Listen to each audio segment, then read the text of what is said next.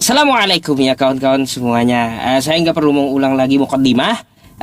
Ini adalah sambung tangan diskusi dengan RK kemarin gitu ya, tentang masalah konsep ketuhanan. Subtemanya itu Yesus punya Tuhan. Nah, kemarin itu saya udah sampai pembahasan di subtema, tapi sepertinya tidak terlalu menarik bagi saya Yesus punya Tuhan, karena memang sudah tertulis dia itu hamba di Bible kan gitu. Itu kurang menarik. Pastilah dia punya Tuhan kan teman-teman. Nah, jadi yang saya mau pertanyakan ini kejelasan tentang masalah konsep RK, baik di Kristen maupun di Katolik ya. Nah, tentang permasalahan apa? Kemarin saya mempertanyakan dua hal yang mana belum ada jawaban secara tekstual ya. Apa itu? RK membawakan pada mulanya adalah firman-firman bersama-sama dengan Allah, dan firman itu adalah Allah. Firman itu telah menjadi manusia. Itu adalah catatan dari Yohanes. Nah, yang kita pertanyakan, kapan, hari apa, tanggal berapa, tahun berapa Yohanes melihat firman jadi manusia? Kan seperti itu. Terus RK juga memaksa bahwa Yesus itu adalah firman. Ya, Yesus itu adalah firman itu sendiri. Baik, makanya ku jelaskan kemarin itu tentang masalah diriku, bukanlah RK yang lebih tahu tentang diri saya. Pasti saya sendiri yang lebih tahu tentang diri saya. Di mana tahi lalat saya, di mana tanda lahir saya, tentang diri saya. Terus dari mana saya berasal. Pasti saya yang lebih tahu daripada RK. Kan seperti itu logikanya teman-teman. Nah, ketika Yesus dipaksa menjadi firman, Yesus itu adalah firman, mana pengakuan Yesus? Dia berasal dari firman. Nah, itu yang kita tekankan. Mana pengakuan Yesus di Bible? Aku berasal dari firman. Jangan kau paksa kalau dia nggak ada ngaku. Itu maumu berarti kalau kau paksa Yesus itu adalah firman, sedangkan dia tidak mengaku. Mustahil kau lebih tahu tentang Yesus, sedangkan Yesus itu nggak ada mengaku sama sekali dirinya berasal dari firman. Ya, aku harap coba kau jelaskan lagi ini ya kayak gimana gitu. Kayak gimana yang betulnya? Ya, silakan. Oke, baik, Ucup. Terima kasih banyak ya. Pertanyaan Ucup ini cukup aneh ya, tetapi tidak ada salah dengan pertanyaan ya. Yang salah adalah orangnya. Ya, jadi gini Ucup. Ketika kau bertanya dari mana Yohanes tahu? Yohanes pertama-tama, Yohanes juga mendengar kesaksian dan pernyataan dari Yesus Kristus. Yesus bilang apa kepada Yohanes? Yesus bilang apa kesaksiannya? Apa yang dikatakan oleh Yesus? Akulah roti kehidupan yang turun dari surga. Kamu berasal dari dunia ini, aku bukan dari dunia ini, aku berasal dari atas, kata Yesus. Sehingga pernyataan Yohanes berdasarkan inspirasi dari Allah mengatakan, pada mulanya adalah firman, firman itu bersama-sama dengan Allah, firman itu adalah Allah. Karena berdasarkan pernyataan Yesus, akulah roti kehidupan yang turun dari surga. Ya, itu pernyataan Yesus. Lagi pula banyak lagi pernyataan-pernyataan dari Yesus yang mengatakan apa? Sebelum Abraham menjadi ada, aku telah ada. Artinya dia menggunakan sebuah kata di situ namanya bos, bentuk to be masa lampau ya. Ya, artinya sebelum Abraham itu eksis, aku ini sudah ada. Ya, akulah roti kehidupan yang turun dari surga. Itu pernyataan dari Yesus Kristus. Sehingga Yesus sangat-sangat jelas, sangat-sangat tegas mengatakan demikian. Rasul Yohanes pun mengatakan demikian. Tidak menjadi sebuah permasalahan, Ucup. Pertanyaan kamu itu, kalau saya balik-balikin lagi, Ucup. Ya, saya balik-balikin lagi gini. Siapa yang menyaksikan, tapi itu akan keluar dari tema. Pertanyaan saya itu simpel. Ini kita bicara tentang kealahan ini ya. Dimensinya Jibril, malaikat Jibril itu sama nggak dengan manusia? Silakan Ucup. Oke. Baik, dia bertanya teman-teman, apakah dimensi malaikat dengan dimensi manusia itu sama atau beda? Ya jelas beda. Ya, contoh malaikat munkar nakir ya. Dia mencatat tentang apa amal baik dan buruk. Nah, ini malaikat dikhususkan dia bisa menembus dimensi dunia. Oke? Habis itu yang bisa menembus dimensi dunia siapa lagi? Malaikat maut. Habis itu siapa lagi? Malaikat Jibril, sang penyampai wahyu. Tetapi ada beberapa malaikat yang tugasnya tidak menembus dimensi manusia. Contoh Raqib dan Atid. Ya teman-teman, mohon maaf. Munkar Nakir tadi ya itu dikubur. Yang menembus dunia Raqib dan Atid mencatat amal buruk dan dia mencatat amal yang baik. Jadi ada beberapa ya teman-teman malaikat yang memang menembus dimensi dunia untuk melakukan pekerjaannya. Tidak semua malaikat menembus dimensi dunia ya RK. Jadi seperti itu. Gampang kali gitu menjawabnya. Cuma tadi dari jawaban kamu RK, coba kamu itu jujur. Yang kutanya tekstual di Bible. Gak masalah bagimu. Masalah bagi orang lain, ya. Bukan pertanyaan saya yang aneh ataupun saya yang aneh. Tapi itu adalah pembuktian bagaimana kau membuktikan bahwa Yesus itu betul-betul berasal dari firman Tuhan. Berarti berasal dari pengakuannya, ya kan seperti itu. Bukan dari kamu, siapa kamu? Ya. Kalau kamu adalah orang yang bakal diusir Yesus doang gitu. Yang ku cari itu secara tekstual di Bible, adakah Yesus mengaku, aku berasal dari firman? Tuh. Ada nggak? Terus di mana Yohanes? Di tanggal berapa? Di hari apa? Tahun berapa? Yohanes melihat dengan biji matanya. Ya. Firman itu jadi manusia. Sebagaimana yang tertulis di dalam Yohanes 1 nomor 14. Kapan? Jawablah. Ya. Oke. Nih, ya, kau dengar baik-baik ya, Ucup ya. Kalau kau bertanya Yesus berasal dari firman, itu saya ralat narasi kamu, Ucup. Permasalahannya adalah narasi kamu itu tidak ada dalam Alkitab. Yesus berasal dari firman Tuhan. Itu narasi kamu, bukan narasi Alkitab. Ya, tetapi di dalam Alkitab mengatakan, dalam Yohanes 8 ayat 42 mengatakan, aku berasal dan keluar dan datang dari Sang Bapa. Sang Bapa itu transenden, sang sumber. Masa firman keluar dari firman? Kan tidak, Ucup. Makanya saya ingin menantang kamu nih, Ucup. Ya, tantangan saya itu jelas. Coba kamu tunjukkan narasi Yesus keluar dari firman. Ada nggak narasi dalam Alkitab seperti itu? Kau cari bolak-balik dari Kejadian sampai Wahyu, tidak dapat. Tapi kalau bilang Yesus sebagai sang firman, dia keluar dan datang dari sang Bapa, dia berasal dari sang Bapa, itu ada Yohanes 8 ayat 42. Itu jelas. Lantas bukan cuma Rasul Yohanes kesaksiannya itu. Maria, hari ini telah lahir bagimu Kristus Tuhan di kota Daud. Nah, di situ berbicara tentang Kristus. Artinya kalau bicara tentang Kristus berarti bicara tentang praeksistensi Kristus sebelum kekekalan masa lampau, Ucup. Yang menjadi pertanyaan saya, tadi kan kau bilang dimensinya berbeda. Ketika Allah ingin menyampaikan firman-Nya, dia melewat Jibril kan? Nah, Jibril ini kan dimensinya berbeda dengan manusia. Makanya coba kau perhatikan di dalam surah Maryam ayat 17, coba Ucup. Surah Maryam ayat 17 di mana dalam tafsir Ibnu Katsir yang mengatakan Jibril itu ya datang dalam rupa manusia. Berarti ada materi yang dipakai, sarana yang dipakai. Betul ke tidak? Ada sarana yang dipakai. Coba kau jawab. Kena ini kamu. Baik. Ya, ayat yang kau bawa fattakhazat min dunihim hijaba fa arsalna ilaiha ruhana fatamassala laha basyaran sawiyya, kan kayak gitu. Jadi di situ malaikat Jibril berubah menjadi manusia yang sempurna. Oke?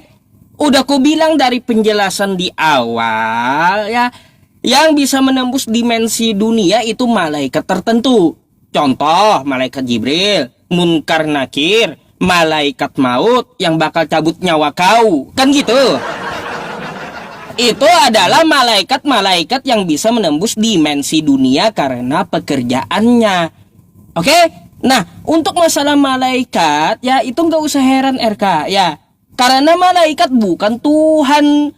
Kau mau menyamakan firman jadi manusia, Tuhan jadi manusia. Beda, itu adalah malaikat yang menjelma. Oke? Jadi jangan kau samakan pula nanti Tuhanmu dengan malaikat yang kami yakini. Ya, lebih baik kau sembah malaikat aja, nggak usah sembah Tuhanmu. Nah, terus kamu tadi menantang aku katanya, carikan narasi bahwa Yesus firman yang dari Yesus itu manusia dari firman, kata kamu. Begini RK, ya, yang mengatakan Yesus itu dari firman bukan Islam, tapi Kristen dan Katolik, ya. Maka dari itu kamu yang berkewajiban untuk membuktikan bahwa Yesus berasal dari firman. Mana pengakuannya? Makanya ku pertanyakan, bukankah Yesus dikatakan oleh Kristen maupun Katolik dia adalah firman? Bukan kami yang Islam mengatakan seperti itu, bukan. Maka dari itu kamu sebagai Katolik wajib untuk membuktikan di mana pengakuan Yesus dia berasal dari firman. Kok malah ke saya? Gak nyambung. Ya, gak nyambung gitu ya kawan. Silahkan tuh. Apa yang kamu mau kritik lagi?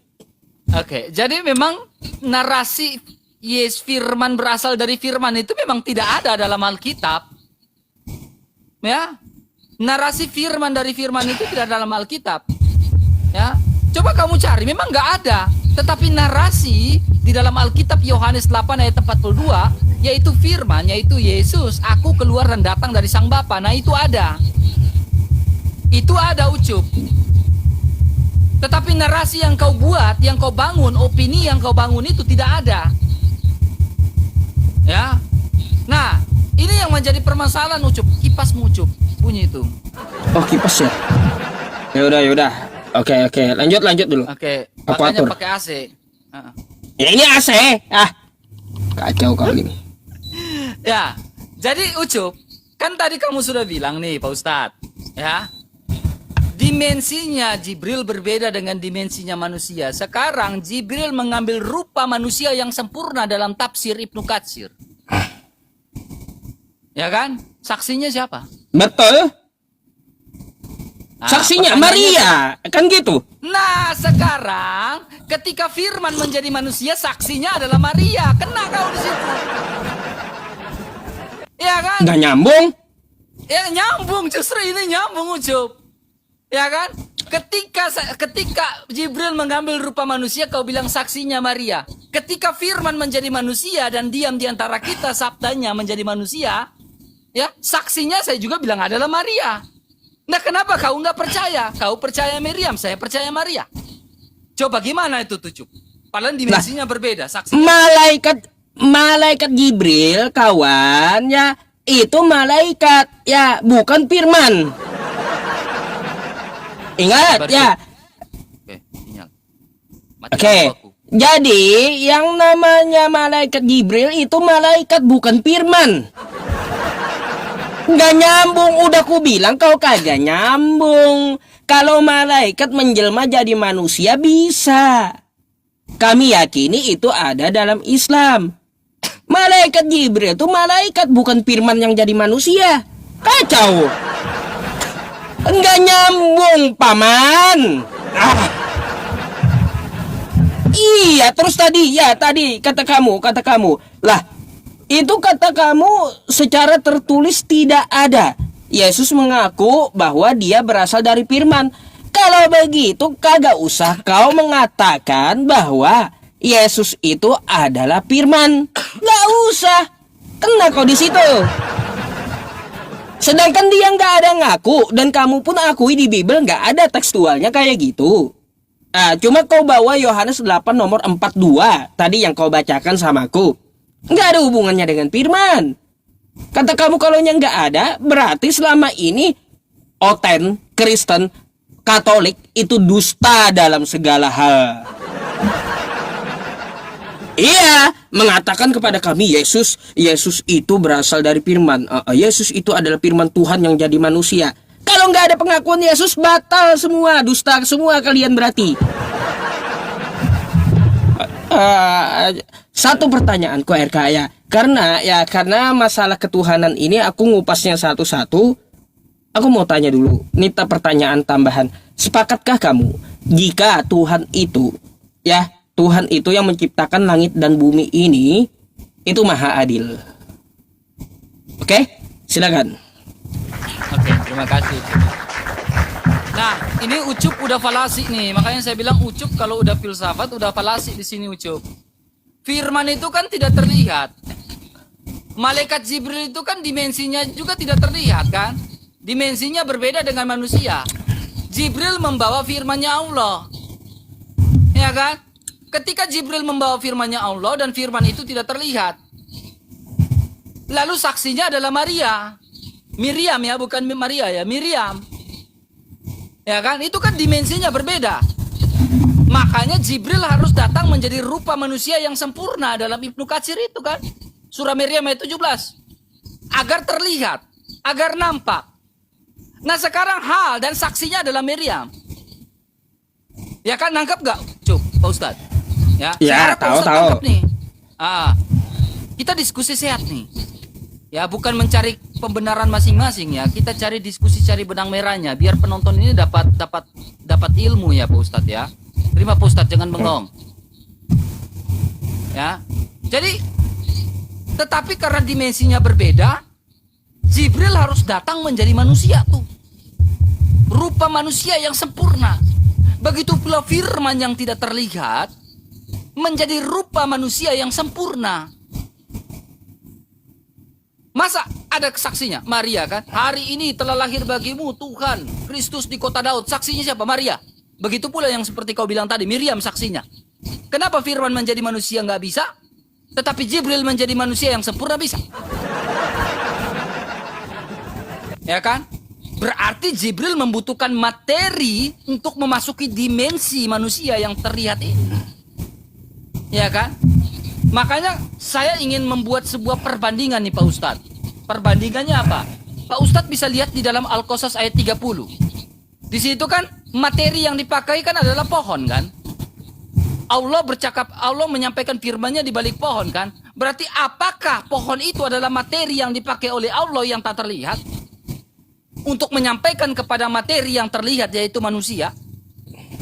Ya, ini kita bicara nih Pak Ustadz ya. Kalau di dalam ilmu itu namanya transfigurasi. Ya, transfigurasi. Ya, coba Pak Ustadz jelaskan.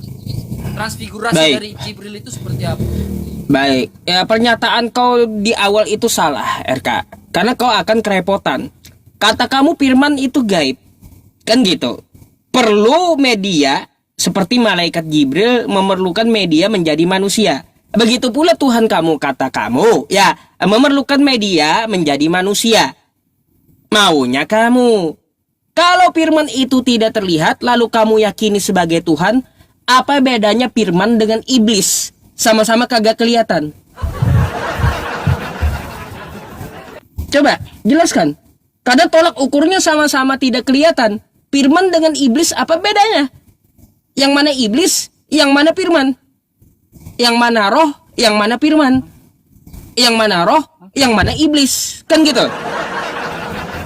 Ya, tolong kau jabarkan kepada kami, ya, apa bedanya iblis dengan firman? Sama-sama kagak kelihatan.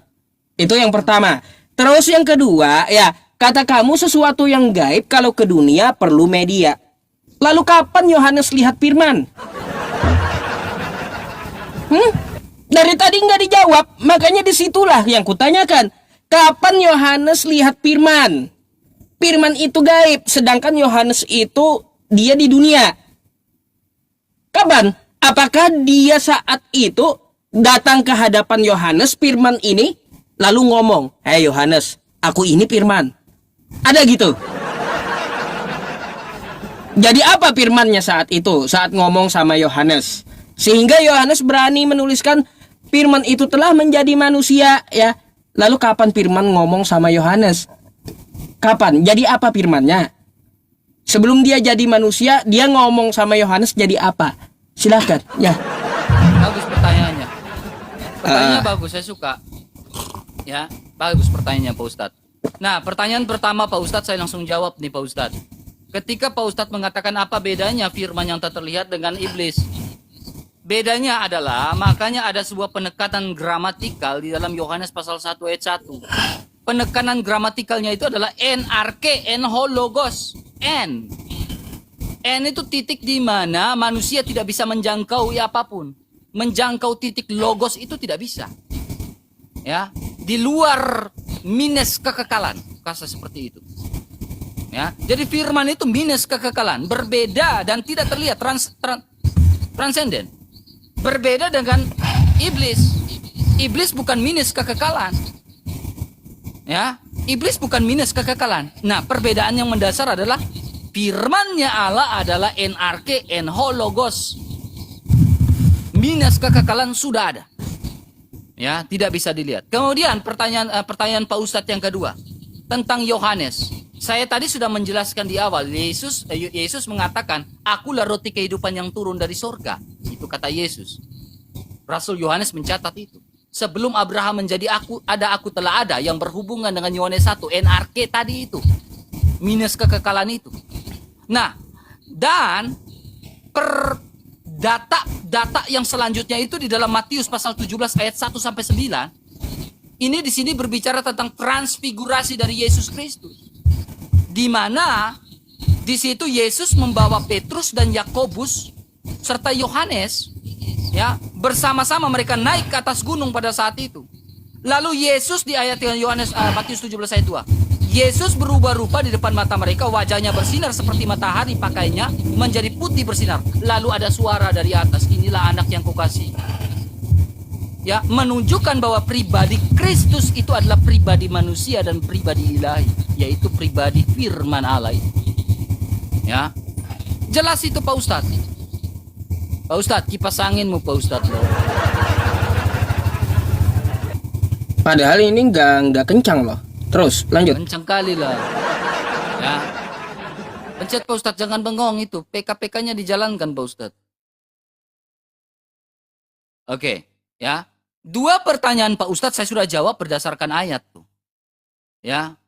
Pertanyaan saya tadi, di dalam Al-Qasas tadi, Allah mau berbicara kepada manusia, materinya membutuhkan pohon kan? Iya kan? Benar gak Pak Ustadz?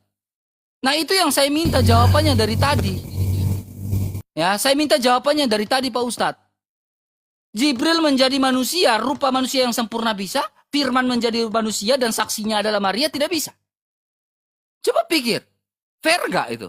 Silakan Pak Ustadz. Oke, ya. Baik ya teman-teman. Kalau Nabi Musa di dalam agama Islam itu disebut kalamullah ya. Kalamullah, yang berbicara dengan Allah. Lalu kata RK, disamakannya nih ya, firman yang menjadi manusia dengan firman yang digunakan oleh Allah secara langsung dengan media pohon. Maunya kayak gitu, sama gitu. Padahal itu sudah bentuk yang berbeda ya. Satu suara medianya dengan hijab pohon. Sedangkan malaikat Jibril itu malaikat, bukan Tuhan yang ngomong. Berantakan, kacau jadinya RK pemahamanmu. Jangan coba kau bedakan dulu dalam Islam itu, yang ini malaikat, yang ini Allah Subhanahu wa taala langsung. Lalu apakah bisa dicocok logi dengan firman yang jadi manusia? Iya, kagak bisa. Kagak bisa. Kenapa? Ya, karena satu, yang dibicarakan adalah pohon, bukan manusia di Al-Qasas itu. Oke? Tuh. Jangan kau banding apel dengan jeruk. Kalau mau banding itu apel dengan apel, bukan apel dengan jeruk. Kagak nyambung gitu. Oke, nah tuh satu yang perlu kamu kritik gitu dengan pemikiran kamu. Yang kedua, RK ya, tentang permasalahan NRK itu manusia tidak bisa menjangkaunya. Itu manusia, bukan iblis. Iblis bisa menjangkau itu RK. Kagak usah masalah firman doang, Tuhan kau aja dibawanya oleh iblis. Macam mana iblis tuh gaib? Tuhan kau Yesus itu manusia. Tuhan kau aja bisa dibawa iblis. Apalagi kalau cuma menjangkau firman yang sama-sama gaib. Rusak ya teman-temannya, rusak RK ini rupanya. Jangan kau kasih alasan sama aku, NRK itu nggak bisa tuh ya dijangkau iblis. Nggak bisa. Manusia yang kagak bisa jangkau, tapi apa? Iblis bisa jangkau. Apalagi gaib sama gaib. Makanya kan susah jadinya. Apa bedanya firman dengan iblis? Salah jawaban kamu berarti. Gimana cara membedakan firman dengan iblis coba? Kalau kamu bawa ayat NRK hologos, itu untuk manusia yang kagak bisa jangkau. Iblis masih bisa. Ya, kagak usah cuma masalah logos ya. Tuhan kau yang nongol aja sampai dibawa iblis ke atas bukit. Tuh, silakan kau jelaskan samaku. Oke, baik Pak Ustadz. Ternyata Ustadz gagal paham nih, mulai framing nih. Pak Ustadz, ya. Firman telah menjadi manusia. Ketika Yesus dibawa ke atas hubungan bait Allah, dia dicobai sama iblis, Pak Ustadz. Ya. Tetapi dalam keadaan sebagai manusia, Yesus tidak takut terhadap iblis. Tetapi bahkan Yesus bilang, hanyalah kau iblis. Kau tidak pantas mencobai Tuhan Allah. Berbeda sama Muhammad. Berarti iblis tidak bisa menjangkau dan menaklukkan firman itu, yaitu Yesus Kristus, manusia Yesus Kristus itu. Ya, iblis tidak bisa menjangkau dan iblis tidak bisa menaklukkan Yesus dalam keadaan sebagai manusia. Maka Yesus menghardik, hanyalah kau iblis. Berbeda sama Nabi Muhammad kan? Nabi Muhammad pembawa kabar ya, firman dari Allah gitu ya.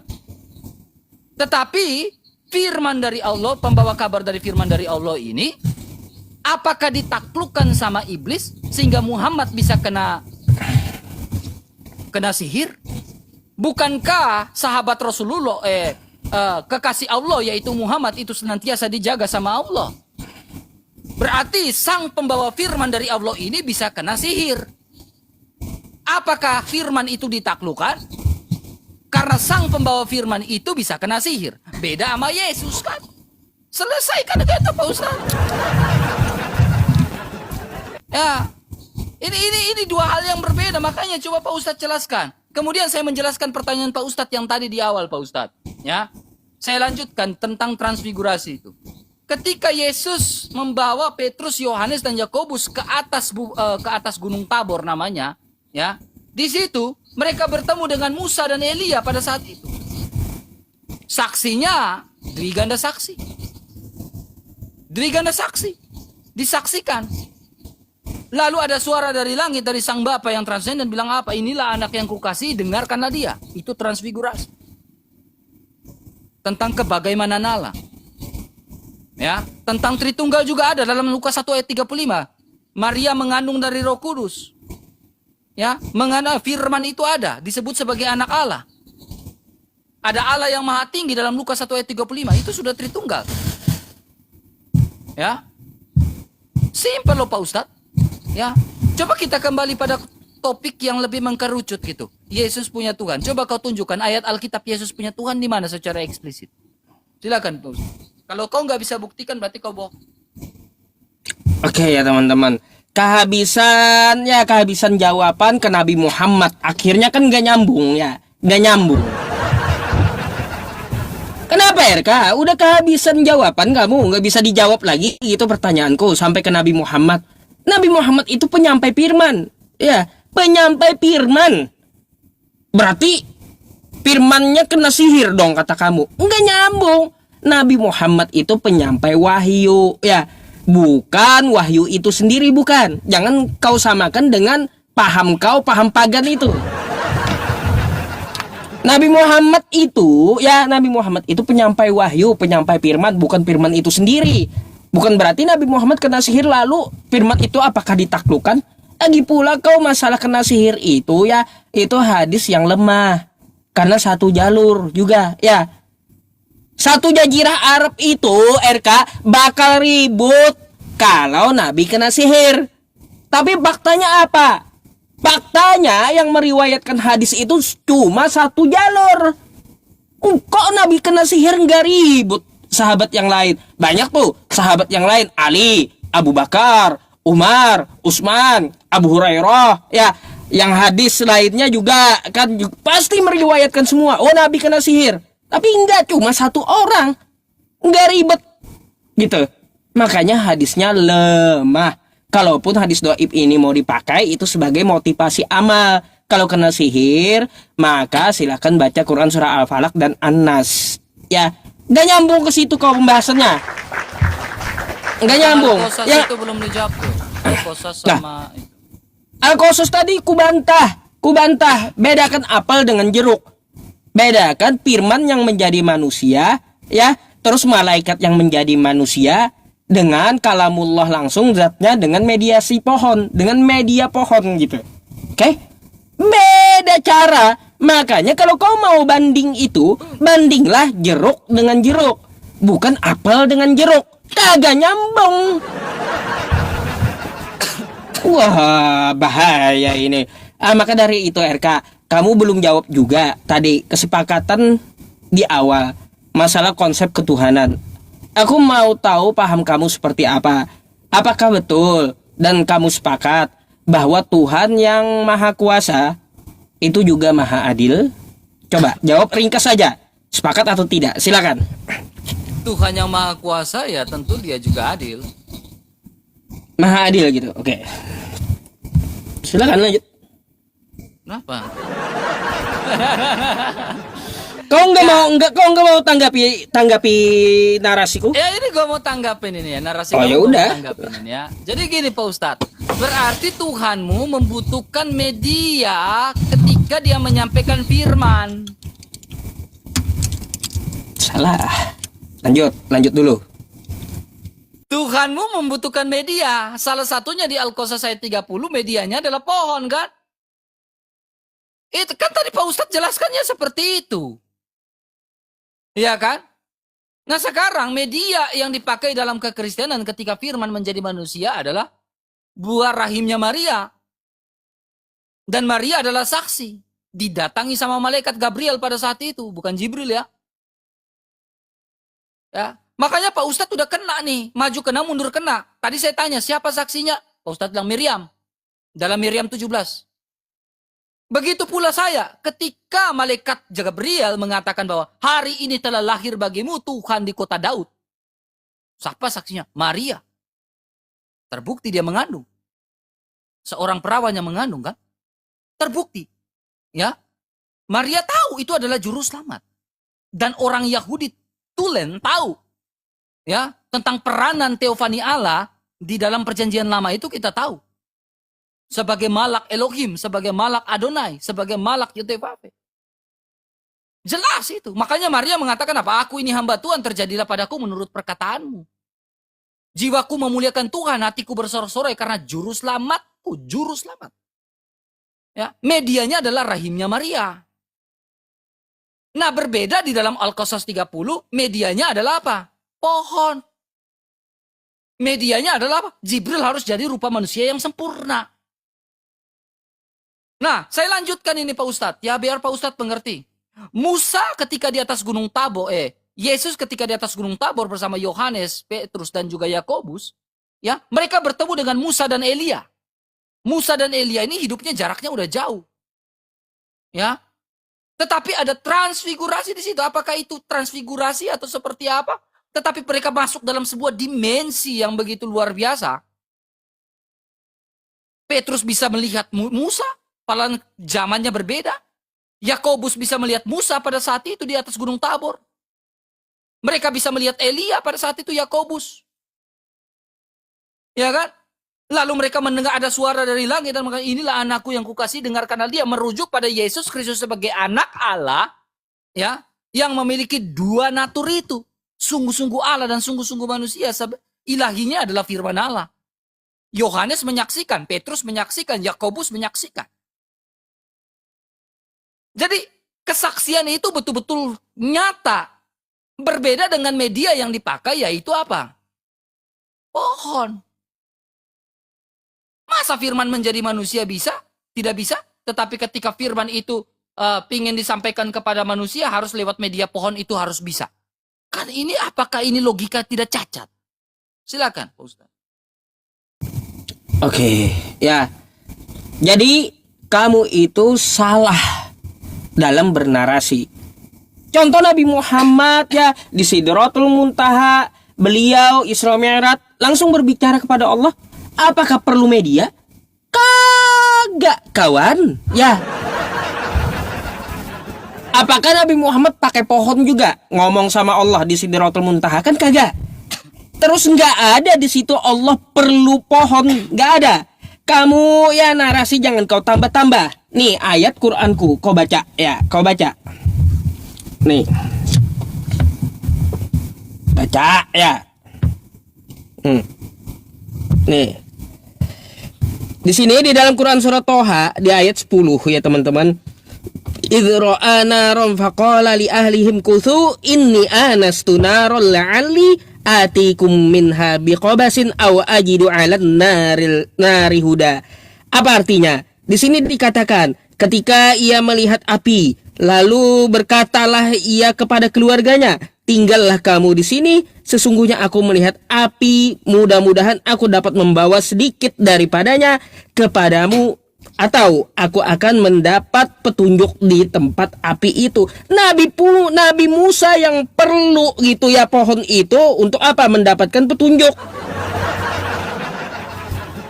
Bukan Allah yang perlu pohon dalam menyampaikan firman-Nya. Ya, Nabi Musa ya.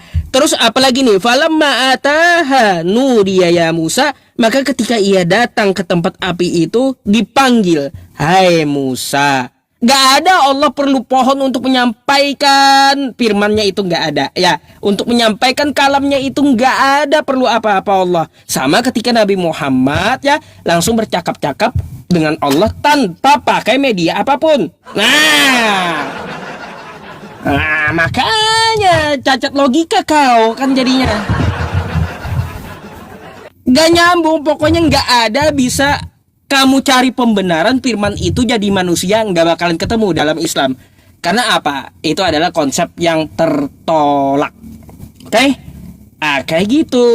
Makanya aku pertanyakan samamu ya tentang masalah konsep ketuhanan yang lengkap kayak gimana. Jangan cacat logika. Oke, begini RK. Kata kamu, tadi Tuhan itu saya sepakat, dia maha adil. Bisakah maha adil ini disematkan untuk Yesus? Kutanya dulu. Oke? Dijawab dulu pertanyaan terakhir. Apakah maha adil ini bisa disematkan untuk Yesus? Silakan kamu jawab. Yes, bisa. Bisa, baik. Silakan tanggapi narasiku tadi. Silakan. Bentar ya, aku buka datanya dulu. Kena nih RK, bisa katanya untuk Yesus ya. Kena nih pasti. Saya enggak, kamu yang kena. Tunggu nih. kau habis mencret kali ini. Lanjut dulu. Ustadz. Dengar baik-baik Ustadz ya, dengar baik-baik Ustadz ya. Nah, ketika kamu berbicara, ketika Musa tadi yang data yang Pak Ustadz bawa tadi berbicara dengan Allah, medianya adalah api kan? Bukan api. Di situ Allah menyampaikan ya dia tidak perlu media. Cuma Nabi Musa langsung dipanggil gitu. Tapi suruh ke tempat yang ada api kan? Yang mau ke tempat ada api itu Nabi Musa.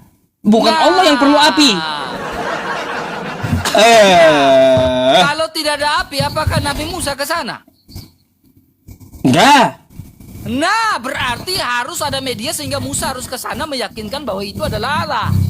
Lah, Nabi Musa ke sana RK dia mau apa? Ngambil api untuk di perkemahannya. Bukan untuk apa? Mendengar perkataan Tuhan, bukan. Jadi ketika Nabi Musa bertemu dengan Allah di atas Gunung Sinai itu apa? Medianya. Nah, ya ketika Nabi Musa ingin mencari api itu ada dekat-dekatnya pohon di situ. Jadi suara itu keluar dari pohon. Di balik, bukan di pohonnya, di balik. Entah dari mana di balik itu. Pohon. Kalau tidak ada pohon, apakah ada suaranya?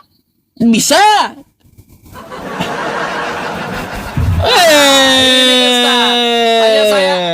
Hanya saya nggak mau kejar Ustadz. Saya nggak mau kamu kabur lagi dari saya Ustadz ya. Saya nggak mau kabur dari saya lagi. Saya nggak kan mau. Contohnya tadi kan udah aku contohkan ketika Nabi Muhammad tanpa perantara berbicara dengan Allah. Oke, bisa meskipun nggak ada pohon tetap bisa. Ya makanya saya akan bantah itu omonganmu. Silakan. Ya, ketika kamu memberikan sebuah argumentasi, sebuah cross check, sebuah perbandingan, sebuah perbandingannya itu adalah Muhammad ketika dia naik ke atas dia naik ke atas. Apalagi namanya nanti kau bilang tadi tuh Isra Miraj ya. Ini di dalam buku Sirah Nabawiyah Ibnu Hisyak itu dalam keadaan tidur, Cup. Iya kan? Dia dalam keadaan tidur, benar gak dia lagi tidur di rumahnya seorang Ummu Hani? Itu kan dalam keadaan tidur. Berbeda dengan Yesus Kristus ketika dia mengajak Petrus, mengajak Yakobus, mengajak Yohanes, ada transfigurasi, sebuah dimensi, mereka bertemu dengan Elia, bertemu dengan Musa, ada saksi matanya, jelas di situ. Lalu Yohanes menyaksikan bahwa di situ dialah adalah anak Allah, dia adalah firman Allah itu. Yakobus menyaksikan dia adalah anak Allah, dia adalah firman Allah itu. Di depan Musa dan Elia juga. Musa dan Elia pun mendengar pada saat itu. Ya. Nah, berbeda dengan kalian ini kan. Kamu melakukan sebuah perbandingan, pada akhirnya kan blunder, Pak Ustadz. Coba kamu bantah yang saya sampaikan ini. Benar nggak Nabi Muhammad ketika dia Isra Miraj itu posisi tidur dan posisi mimpi, 3 kali mimpi dia bangun. Lalu siapa saksinya kalau dia mimpi seperti itu? Nah ini yang berbeda ini Ustadz. Kalau Yesus ada saksinya. Ya, transfigurasi yang saya jelaskan tadi di dalam kitab Matius tadi kan. Berbeda dengan Muhammad. Benar gak dalam keadaan mimpi dan 3 kali mimpi terbangun? Saksinya siapa? Saya balikin pertanyaan itu coba. Silakan Pak Ustadz. Baik. Ya, mari kita baca ya teman-teman. Nah ya. Bagaimana pemahaman Islamnya? Wa qad ikhtilafas salaf ya bihasabi ikhtilafil akhbaril waridati. Faminhum man dhahaba ila annal Isra wal Mi'raj. Apa di sini? Ulama salaf memang berbeda pendapat termasuk yang dibawakan RK tadi. Tapi yang paling kuat apa pendapatnya? Bahwa Isra Mi'raj yang terjadi pada Rasulullah itu di malam waktu beliau sadar dengan jasad dan ruhnya setelah diangkat menjadi nabi. Ya. Kau bakal dibantah oleh ulama-ulama yang lainnya, RK ya. Kalau kau bawa paham yang minoritas gitu. Bawalah paham yang ijtihad. Yang seperti apa? Dalam keadaan sadar serta jasad dan ruhnya. Itu berdasarkan apa ayatnya? Mari kita buka Quran surah An-Najm ayat 13. Nih, ya. An-Najm ayat 13. Ntar. Saya bukakan buat RK nih. Quran surah An-Najm ayat 13. Ntar ya teman-teman. An-Najm. Biar kita kasih bukti juga sama RK ya. Nanti kita dipikir RK, ini ngibul aja. Betulkah Isra Mi'raj Nabi Muhammad itu ya, dia naik beserta ruh dan jasadnya. Salah pencet pula saya. Sebentar ya RK, aku carikan nih ayat An-Najm, Quran surah An-Najm di ayat 13 nih. Nih, mari kita lihat ya teman-teman. Ya. Walaqad ra'ahu nazlatan ukhra, dan sesungguhnya Muhammad telah melihat Jibril itu. Masa melihat tidur?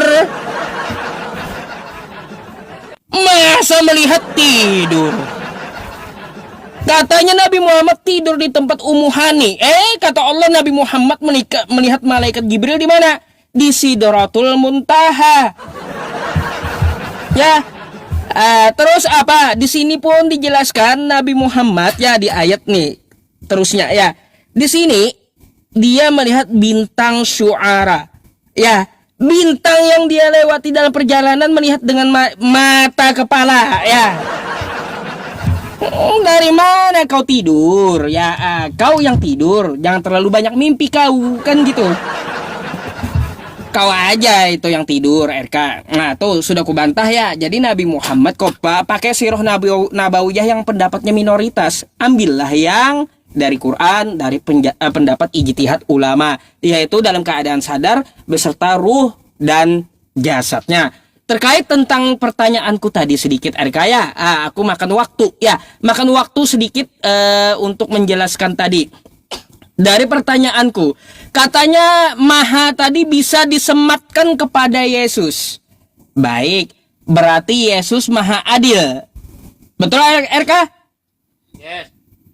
Oke, sekarang jika Yesus itu Maha Adil, Yesus yang kau tuhankan adalah Tuhan yang Maha Adil, RK, ini pertanyaanku yang satu pun tidak dapat dijawab oleh sekelas pendeta S3 sekalipun. Apa pertanyaannya?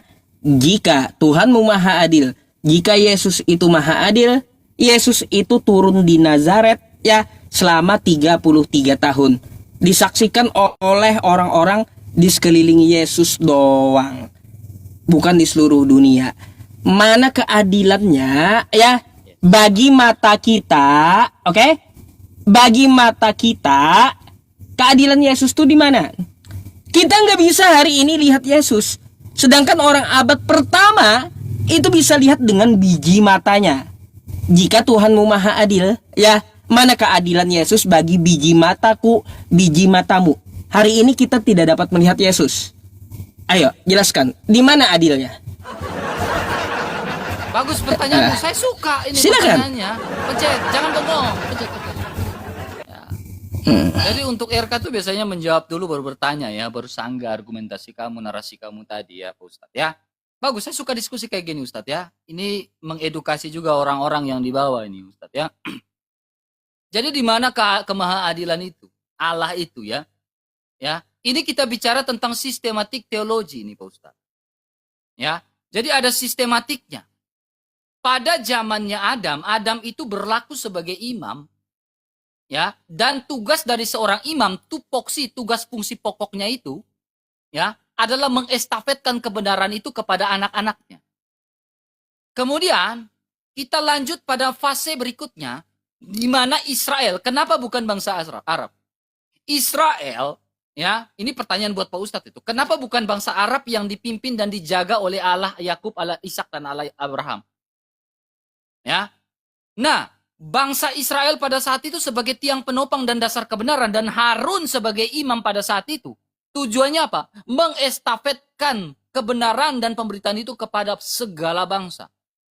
Nah sekarang di zaman Yesus, ya kamu bilang Yesus gak adil? Adil dong. Kenapa saya bilang gak adil? Pada saat ini Yesus mendirikan gereja Matius 16 ayat 18. Dan tugas dari gereja adalah mengestafetkan, memberitakan Injil kepada segala bangsa. Adil gak? Didengar gak kepada segala bangsa? Didengar. Satu dunia ini Kristen. Mayoritas satu dunia ini Kristen. Adil gak? Adil. Allah maut tidak akan menguasainya. Matius 16 ayat 18. Ya, jelas itu, Pak Ustadz. Jadi kau bilang di mana keadilan dari Yesus? Sangat adil. Gereja sebagai tiang penopang dan dasar kebenaran. Jemaat dari Allah yang hidup. Tugasnya adalah memberitakan kepada segala bangsa. Dan Allah maut tidak akan menguasainya. Dan banyak seluruh bangsa satu dunia ini mendengarkan Injil Kristus. Adil? Adil. Nah, sekarang saya sanggah nih omongan kamu Ustadz. Ini ada dua nih. Sirah Nabawiyah. Ya. Ya, ini dari sejarah lengkap kehidupan ini. Bisa lihat sendiri. Sirah Nabawiyah. Ada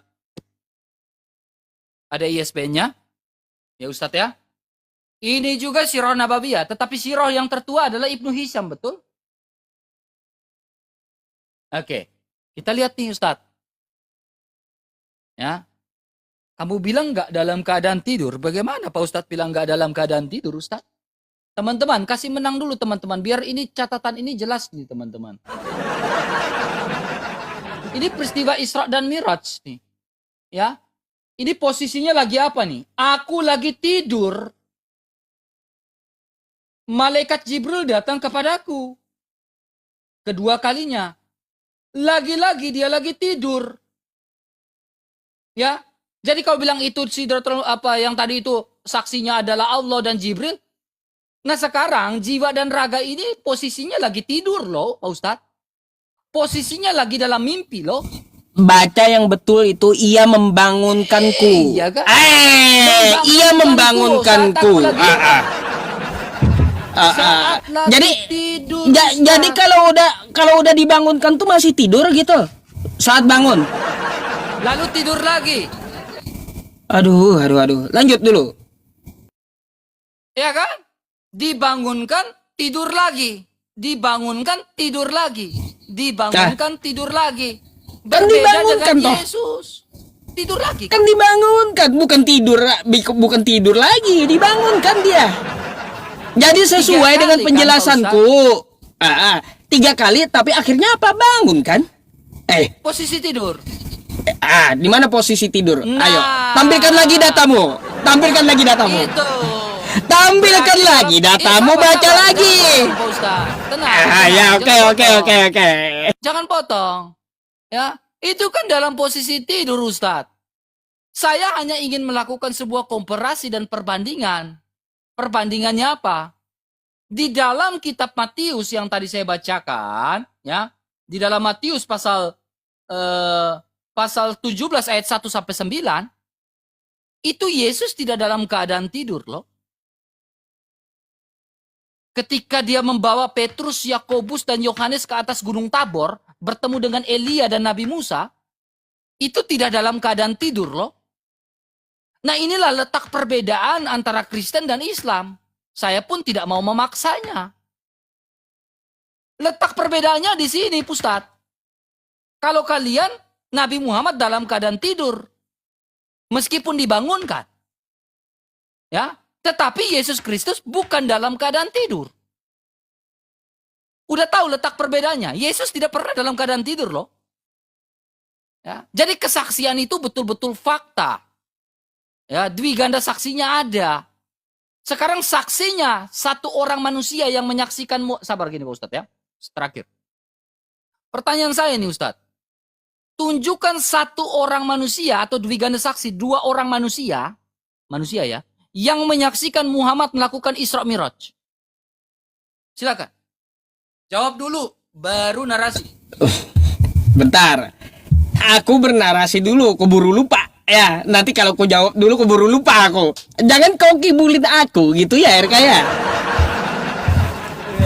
Kau baca Sirah Nabawiyah, tapi saat itu malaikat Jibril membangunkannya. Yang namanya orang bangun itu nggak bisa disebut mimpi. Bangun bukan tidur. Kau bawa data, tapi data kau sendiri menghantam kau. Macam mana?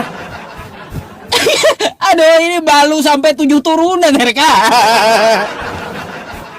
Aduh, data yang kau bawa, data yang kau bawa malah menghantam kau sendiri dan membenarkan penjelasanku bahwa Nabi Muhammad itu secara sadar beserta ruh dan jasad karena dibangunkan oleh malaikat Jibril saat dia tidur. Makanya kata Quran, Nabi Muhammad itu melihat dengan mata malaikat Jibril yang aslinya seperti apa. Terus waktu dia di Isra Mi'rajkan, ya dia melihat bintang syu'ara, ya bintang syura gitu. Atau bintang Syria yang kita kenal sekarang. Yang gulungannya cepat tuh 2. Menurut ilmu pengetahuan, oke? Dengan mata biji matanya dia lihat. Bangun, mimpi lah RK ini, ya. Itu jawabannya, ya. Terus berkaitan tentang masalah ini, RK. Kata kamu tadi Yesus, ya. Yesus itu maha adil. Kau ini ditanya apa, jawabnya apa? Gak ngerti aku, ya. Yang kutanya, mana keadilan Yesus bagi biji mata kita? Kalau dia itu maha adil, bagi biji mata, bukan kau cerita iman, cerita Adam, cerita Abraham, gak nyambung. Yang kutanya itu kalau Yesus itu maha adil, ya artinya dia adil kepada seluruh manusia. Kalau ada manusia 1 orang lihat dia, maka Yesus wajib menghadirkan dirinya kepada seluruh manusia di muka bumi agar bisa disebut dia itu adil. Tapi faktanya apa? Yesus di abad pertama turun 33 tahun. Hanya segelintir orang yang lihat Tuhan di abad pertama doang. Oke? Sekarang kita di tahun 2025. Mana keadilan Yesus bagi biji mata nih ya, biji mata. Yang kutanya biji mata bukan masalah iman, biji mata kita. Itu yang kutanya sama kau ya. Bukan kau cerita Adam, Abraham, gak nyambung. Habis itu Musa sampai estafet ke Yesus. Bukan itu yang kutanya. Yang kutanya sekali lagi kutekankan ya, bagaimana keadilan yang dinamakan maha adil dari Yesus bagi biji mata kita. Kayak gitu. Apakah kau pernah lihat Yesus secara nyata? Apakah saya pernah? Saya nggak pernah. Bagi saya nggak adil itu Yesus. Orang abad pertama aja yang dia perlihatkan fisiknya. Sama saya enggak. Ini Tuhan macam apa? Oke? Bagus. Nah, Saksi, itu. ketika Muhammad Isra Mi'raj saksi dua Oke. manusia. Oke, dua manusia kan? Macet kau. Ntar. Kalau nggak tadi ada, ya. tahan dulu. Ada. Ya udah kau tanggapi dulu. Ada. Jawab dulu. Kau belum jawab gimana? Nah, yang pertama tadi udah kau katakan satu saksinya Kan umuhan pertanyaan ya udah. saya dua saksi. Masa satu pertanyaan saya aja nggak dijawab? Dua orang saksi manusia yang menyaksikan Muhammad Isra Mi'raj itu siapa? Ketika Satu dia Isra Umuhani. Mi'raj. Umuhani. Iya. Umuhani lihat dia. Umuhani naik kan ke ada pintu. saat kejadian. Tadi kau bilang tidak di rumah Umuhani. Kena kau. Lah, Tadi kau Umuhani bilang, lihat. Tadi kan saya bilang kan Ustaz. Saya bilang Oke. di rumah Umuhani. Kau bilang tidak. di rumah Umuhani itu kan dia tidur dikabarkan kan gitu. Umuhani tidur gak? Apakah Waktu Umuhani satu Nabi- kamar dengan wak- Nabi Muhammad? Waktu Nabi Muhammad- Sabar. Apakah Umuhani satu kamar dengan Nabi Muhammad? Lalu dia melihat juga Jibril ada di situ. Coba. Coba nih ya, kau baca nih ya. Jawab. Kena kau nih, mati kau. Jangan ngeles kau. Oke. Nih. Sabar ya. Aku carikan dulu yang eksplisitnya. Sebentar ya, aku banyak data tentang masalah itu nih ya. Tapi ku carikan kata yang eksplisit di data ini, oke? Silakan kamu tanggapi dulu tentang masalah mata Data tadi. dari mana Aku mau itu, dengar. Ustaz? Nanti ku tunjukkan, oke? Nggak tunjukkan websitenya mana? Ntar. Jawab dulu sambil aku cari data yang eksplisitnya. Ada dari Macet NU kau, Online Ustaz. ada. Loh, kok macet? Di NU Online pun ada. Macet apanya? Macet kau. Makanya Data banyak berhamburan di NU Online pun ada. Mau ya kau? kalau banyak silakan sekarang. Ayo udah, sambil kau jawab sambil ku bukain. Aku mau dengar. Oke lah. Mati kau. Apanya? Macet kau Ustaz. Apanya macet? pertanyaan Ini apa, datanya berhamburan. Nanti ku tunjukkan, silakan. Iya. Oke. Tadi di awal ketika saya membawa tentang Umuhani, kan Ustadz bilang tidak. Makanya pertanyaan saya, apakah Umuhani satu kamar dengan Nabi Muhammad? Lalu Oke. dia menyaksikan Jibril itu datang, Terus? ya kan? Berarti saksi mata. Makanya saya bilang Yesus Kristus kami, ya ada transfigurasi. Saksinya Yohanes, saksinya Yakobus, saksinya Petrus. Mereka bertemu Musa dan Elia, lalu mereka ini mendengarkan suara dari langit. Ada saksi matanya. Ya kan? Secara nyata. 3 orang. Ya, makanya pertanyaan saya, apakah Muhammad satu kamar dengan Umuhani? Kau maju kena, mundur kena nih Ustadz. Siapa Ya. saksinya? Ya, sabar.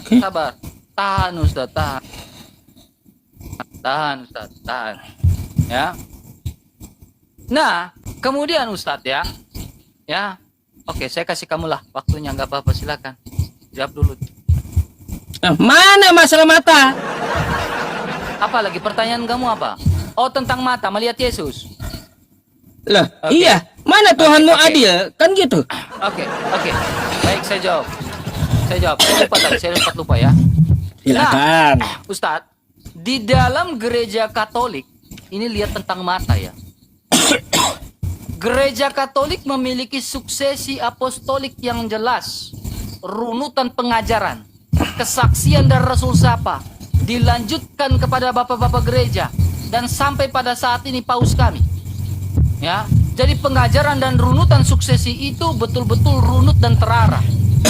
Salah satu pengajaran yang merujuk pada pertanyaan Pak Ustadz adalah bagaimana, apakah mata kamu melihat Yesus Ya, di dalam Ekaristi kami melihat Yesus. Saat doa syukur agung, di mana pastor mengangkat itu, lalu dia bilang apa? Lihatlah anak domba Allah. Lihatlah dia. Bagaimana itu mereka memperagakan ulang kejadian 2000 tahun lalu di dalam Ekaristi. Ya, lalu kami melihat anak domba Allah yang menghapus dosa dunia. Mata saya melihat. Ketika bilang lihatlah, jangan saya tidak tunduk. Saya melihat dan memandang itu. Jadi apakah kau pernah lihat Yesus? Saya lihat Yesus di dalam Ekaristi. Selesai. Ya? Selesai kan? Benar kan? Benar kan? Dalam dimensi rohani saya melihat kan? Udah atau belum? Oke, sekarang silakan kamu jawab. Siapa saksinya? Laki-laki, perempuan yang melihat itu? Silakan. Kamu yang gak nyampe. Gini yang ku tanya tadi samamu, dengan mata kita, biji mata, bukan dengan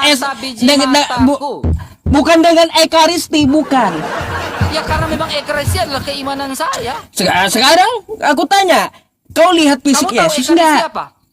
Bentar aku tanya, yang aku minta perbandingannya, kau lihat fisiknya Yesus enggak? Saya melihat di dalam Ekaristi. Mata Iya, di dalam Ekaristi dengan mata. Makanya kau harus ikut Ekaristi, Cuk. Aduh, ya. Kalau untuk masalah Kan Ekaristi di kamu minta dalam kesaksian kekatolikan, saya. Kamu minta kesaksian saya kan? aku Saya minta melihat di mata mana? saya. Aku tidak minta kesaksian kamu di mana bentuk maha adilnya Yesus terhadap seluruh manusia, bukan cuma sama kamu. Yesus sudah sangat adil, dia mendirikan gereja supaya semua bangsa datang ke dalam Nih. gereja dan melihat Ekaristi itu. Masalahnya Dengan kamu kalau datang mata ke yang gereja, kumasalahkan. berarti gini Yusuf, ya Pak Ustadz ya. Berarti yang bukan Yesus yang tidak adil. Yesus sudah menyediakan sarana yaitu gereja agar kamu menyaksikan dia di dalam gereja dan dalam Ekaristi. Kamu yang tidak mau datang ke gereja, berarti yang tidak adil itu bukan Yesus. Tetapi kesombongan dan ketamakan mulai yang tidak mau datang ke gereja Katolik. Coba, Udah? dua manusia tadi tuh. Udah. Jawab dulu, dua manusia yang menyaksikan Muhammad naik Isra Mi'raj itu siapa? Oke. Jadi gini ya teman-teman semuanya ya, saya akan tunjukkan datanya sama RK ya. Tapi saya mau tanggapi dulu, kenapa RK enggak nyambung-nyambung ya? Jawab dulu Ustadz, jangan kau mutar Ustadz. Gampang. Ya, Aku ya mesti udah, jawab sekarang itu. Jawab dulu, gak mau saya, gak mau. Fair lah Ustadz. Lah. Kalau bilang kalau Kau belum ada kagak datanya, bisa saya lebih senang. gini, aku nggak akan bisa kamu remote. Aku mau jawab dulu yang mana, kan ada di otak gitu. Nggak bisa. Tapi Kalau kan mau nggak bisa kau loh, kita gimana? fair, kan? Iya. Kita fair kan? Oke, ya sabar, Ya udah, makanya jawab aku jelaskan dulu, satu-satu. Jawab dulu baru narasi, baru bertanya saya, nggak mau saya. Bentar, saya akan menuntut pertanyaan saya dulu baru menjawab Saya pertanyaanmu. udah jawab, sekarang kamu jawab dulu baru kau tuntut pertanyaannya. Oke, Siapa ya. saksinya ketika Isra Mi'raj itu? Apakah Ummu Hani satu kamar dengan Muhammad? Lalu dia menyaksikan ada Jibril? Ya silakan, beda dengan Yesus kan? Silakan jawab dulu itu. Aduh, baiklah. Ya Kalau teman-teman. belum ada datanya, Ustadz, saya lebih menghormati Ustadz. Nah ya, dari Abdurrahman bin Abi Laila, ia berkata, tidak seorang pun yang menceritakan kepadaku bahwa ia melihat Rasulullah Shallallahu Alaihi Wasallam melakukan sholat duha kecuali Ummu Hani yang lihat ya. Oke? Sholat duha kah? Sungguh ia pernah mengatakan, ya bentar dulu, kau di mana nih ceritanya belum selesai ya. Saat Nabi Muhammad sholat duha di rumah Ummu Hani malamnya seperti apa? Ia mengatakan sesungguhnya Nabi pernah masuk ke rumahnya pada hari Fathu Makkah dan beliau mandi melakukan sholat 8 rakaat. Aku tidak pernah melihat sholat yang lebih ringan daripada itu, namun beliau telah menyempurnakan ruku dan sujudnya. Oke? Di mana Pagi dia harinya ya. Jadi pagi harinya Nabi Muhammad Shallallahu Alaihi Wasallam ya RK melakukan sholat duha yang mana di rumah Ummu Hani. Ya, Dia apakah Ummu melihat- sebentar dulu, kau dijawab kan? Iya teman-teman. Jadi ya Ummu Hani apakah sekamar dengan Nabi Muhammad? Itu tuduhan kau. Ya. Jadi tidak sekamar Ummu Hani itu Nabi Muhammad berkunjung ke rumah keluarganya, Ummu Hani, oke? Terus sholat malam di situ. Lalu paginya dilihat beliau sholat duha. Artinya apa? Saat malam Ummu Hani mengetahui apa yang terjadi kepada Nabi Muhammad. Sampai pun pagi dia melihat Nabi Muhammad sholat duha. Aduh, itu maksudnya ya. Salah satu manusia yang langsung melihat kejadian Isra Mi'raj pada malam hari itu sesuai dengan hadis tersebut. Oke? Ya, terus kamu minta dua. Ya, kalau minta dua ya Nabi Muhammadnya sendiri. Sebagaimana Yesus berkata, aku dan Bapa cukup dua jadi saksi. Apa coba? Apa ya kayak gitu? Jadi kayak gitu ya, RK tuh tanggapanku. Sebentar, aku mau kritisi sebelum aku lupa gitu. Kamu ini dari tadi jawab yang kutanya apa, jawabnya apa? Kok ke ekaristi, ke gereja? Ya, yang kutanya itu ya keadilan Yesus bagi mata kita, mata. Orang abad pertama lihat rambut Yesus kayak gimana, mata Yesus kayak gimana, tubuh Yesus kayak gimana, ya. Itu orang abad pertama. Jika Yesus ini maha adil, dia akan perlihatkan kepada seluruh manusia buka bumi rambutnya kayak gimana, matanya kayak gimana. Tapi faktanya hari ini RK, kita tidak dapat melihat Yesus dengan biji mata. Ya, biji mata. Yang kutuntut darimu, mana keadilan Yesus bagi biji mata kita, bukan bagi iman ekaristi. Itu bagimu. Gimana? Itu bagimu, bagi Katolik, bagi imanmu. Yang kutanya bagi seluruh manusia. Karena apa? Karena kau menyepakati bahwa Tuhan itu maha adil. Artinya dia adil kepada semua orang yang di muka bumi ini meskipun di luar Kristen. Kenapa? Gak nyambung-nyambung dari tadi kau. Udah. Coba, aku minta jawabannya spesifik gitu. Silakan. Oke. Ini yang saya bilang, Cup. Ya. Gereja Katolik itu universal loh. Ya, ketika kau masuk gereja Katolik, kau akan melihat Tuhan di dalam ekaristi. Jadi kau bilang Yesus tidak adil, Yesus sudah sangat adil. Dia memberikan sebuah wadah, yaitu gereja, ya, agar kita semua seluruh dunia menyaksikan kemuliaan Dia, menyaksikan keajaiban, keadilan Dia. Ekaristi itu sebuah keadilan loh, keadilan Allah dan kasih Allah. Ya. Jadi kalau kau mau lihat Yesus masuk ke gereja Katolik, lalu kau bisa lihat Yesus di sini. Tuhan mau bilang Tuhan tidak adil bagaimana? Ya, Tuhan sudah menyediakan gereja loh yang universal. Tinggal kau masuk ke dalam. Masalahnya kau yang nggak mau masuk, Cup. Sehingga kau bilang Tuhan tidak adil. Kau yang nggak mau masuk sehingga kau bilang Tuhan itu tidak adil. Lalu saya tanggapi nih, Cup. Data yang kau bawakan tadi, saya tidak tahu websitenya dari mana, saya tidak tahu. Saya butuh website yang jelas. Oh, website. Ya. Website, sabar, jangan ketegang. Tahan, Ucup, tahan. Artinya, Ucup, ya, di dalam itu website yang kau harus tunjukkan jelas. Artinya di dalam itu kau harus menunjukkan data yang kau bawakan tadi. Itu Ummu Hani tidak melihat perjalanan Isra Mi'rajnya Muhammad. Tetapi Ummu Hani melihat Muhammad sedang sholat duha. Tidak melihat Isra Mi'raj. Konteks pembicaraan dan diskusi kita adalah ini bicara transfigurasi. Ketika Muhammad Isra Mi'raj, siapakah dua manusia yang menyaksikan? Kau bilang Ummu Hani, tetapi Ummu Hani tidak menyaksikan Isra Mi'raj, tetapi menyaksikan sholat duha. Saya bantah itu. Kau bantah argumentasi saya. Kemudian kedua, kau bilang saksi kedua adalah Muhammad. Itu subjektif. Yang saya minta saksi yang objektif, bukan yang subjektif, Ucup. Tidak ada saksi lain lagi, Ucup. Tetapi gini, Ucup, ya, saya nggak mau kamu nih teman saya. Ini kita hanya dialog. Ya, saya nggak mau nekan kamu, saya nggak mau paksa kamu, Ucup, ya, nggak mau saya. ya. Saya pingin panjang dengan kau Ucup dialog, ya. Saya nggak mau panjang. Saya mengasihi kamu Ucup, ya. Maafkan saya salah-salah kata ya Ucup ya. Ya, itu hak kita penonton yang menilai. Ya, penonton yang menilai Ucup ya. Penonton yang menilai. Udah? Saya nggak mau tekan kamu, nggak mau tekan kamu. Ya silakan. Oke. Aduh, mau nangis dia kawan. Teman-teman, Iya, belum kan kali lima. selesai. Ini Belum berapa kali selesai juga ya. Mau berapa kali pun terserah ya, terserah. Aku belum makan Ucup, lapar aku. Wah, alasan lapar pula. Ya udah Belum ya. makan aku. Kayak gini kalau gitu ya. Habis ini kita PK sekali lagi. Makasih Bang Beruang sama Bang Andin tadi ya. Kita PK sekali lagi. Habis itu kasih 5 waktu buatmu, 5 menit buatmu, 5 menit buatku. Oke? Sebagai kesimpulan. Oke.